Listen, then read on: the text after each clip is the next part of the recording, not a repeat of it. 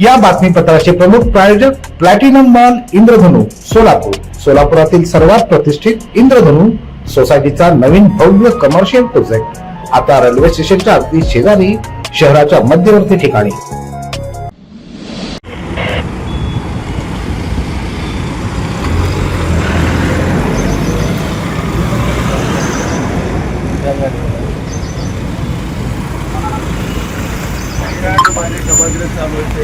सचिनचे वडील वारले होते.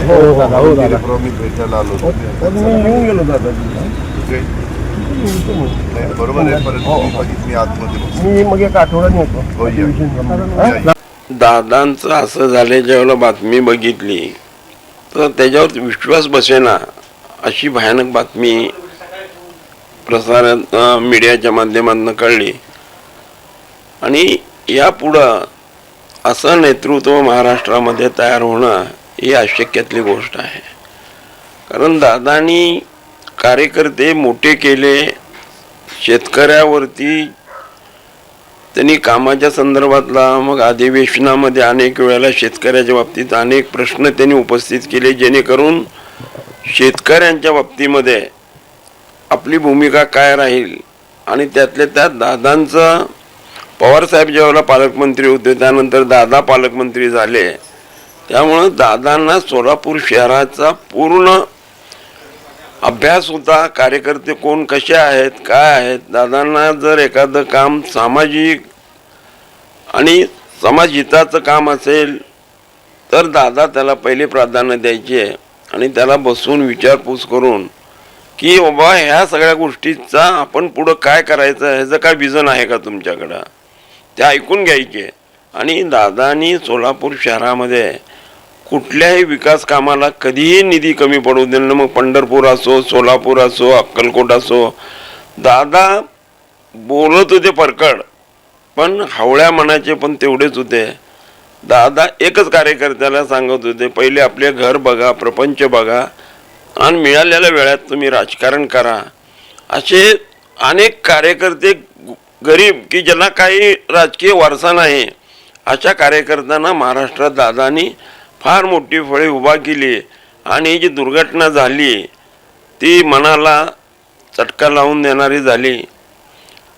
ते कणखर नेतृत्व असायचं. अधिकाऱ्यावर, प्रशासनावर जी पकड लागते ती पकड दादांच्या नंतर आता कोणाच्या हातून होईल आणि अशा पद्धतीने कामाचा प्रवाह पुढे जाईल असं काय वाटत नाही. त्यामुळे इतके पूर्ण महाराष्ट्रातल्या लोकांना एवढी मोठी हळहळ निर्माण झाली की पाहिलं असेल आपण की अनेक कार्यकर्ते रडणं आणि दादानंतर आमचं काय आहे, बारामतीचं काय होणार, महाराष्ट्राचं काय होणार, अशा पद्धतीच्या भावना कार्यकर्त्यांनी अगदी डोळ्याला पाणी आणून हे केलं. हसन मुश्रीफ असतील, जयंत पाटील साहेब असतील, या सर्व लोकांना इतकी हळहळ निर्माण झाली की दादा नंतर पुन्हा नेतृत्व काय. आणि तसं पाहिलं तर दादानी प्रत्येक गोष्ट जाणून घेण्याचा प्रयत्न करत होते. आम्ही बचत गटातून एक बैलगाडी तयार केली होती, दादाला दाखवायला नेली. तर दादानं निरीक्षण करून तेवढ्या गर्दीत, तेवढ्या गोंधळामध्ये 10 मिनटं मला वेळ दिला. त्यावेळेला माझ्यासोबत मोहोळचे आमदार मानेसाहेब होते. दादा म्हणले, अरे थोडी ही बैलाची उंची कमी कर आणि चाकं थोडीशी वाढव, याला बाजारपेठ निश्चित मिळेल. अशा पद्धतीचं प्रत्येक गोष्ट बारकाईनं निरीक्षण करून दादा कार्यकर्त्यांना बळ दिलं. आता अक्षरशः या कार्यकर्त्यांचा पुढं काय आणि महाराष्ट्राचं काय हा प्रश्न सगळ्यात मोठा सगळ्याला भेडसावणारा आहे. आणि ही घटना जी आहे ते अत्यंत मनाला न पटणारी अशी एक दिलदार नेतृत्व महाराष्ट्रातलं हरपलं. त्यांना मी भावपूर्ण श्रद्धांजली वाहतो. दादा ज्यावेळेला माझ्याकडे आले इथं, त्याने आमच्या बचत गटाची पूर्ण पाहणी केली आणि कामगारांच्या घराचा प्रश्न त्यावेळेला दादाने प्रत्यक्षात बघितला.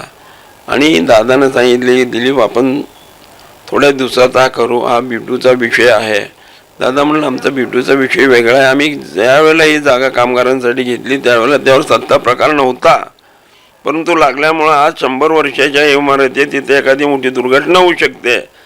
त्यावेळेला सुद्धा दादानी बराचसा प्रयत्न माझ्यासाठी केला, स्वतः मीटिंग लावली. म्हणजे दादांना सार्वजनिक कामामध्ये कुठला कार्यकर्ता कुठला कामं घेऊन येतो त्याप्रमाणे ते मान सन्मान त्या कार्यकर्त्याला द्यायचे. बदल्या असतील, कुठे टेंडर असतील, स्पष्ट आखलून द्यायचे. सामाजिक काम, लोकांच्या हिताचं काम घेऊन या, तुम्हाला नक्की मी सहकार्य करतो. अशा पद्धतीनं दादाने सर्वसामान्य कार्यकर्त्यांना मोठं केलं. आणि आज ही दादांची कालची जी बातमी बघितली तर सगळ्याच्या जिवाराला लागणारी बातमी. मग मुख्यमंत्र्यांनी सुद्धा त्याच्या पद्धतीची श्रद्धांजली वाहिली, एकनाथ शिंदे साहेबांनी वाहिली. हे अनेक महाराष्ट्राच्या बाहेरचे लोक सुद्धा अत्यंत शोकाकुल परिस्थितीमध्ये त्या ठिकाणी दिसत होते. अशी दादांची एक काम करण्यात महाराष्ट्रांची एक ताकद होती. दादांचा जो अपघाती मृत्यू झाला त्यांना, त्यांच्या कुटुंबियांना यातून सावरण्याची शक्ती देव. दादांना पुनश्च एकदा मी श्रद्धांजली वाहतो.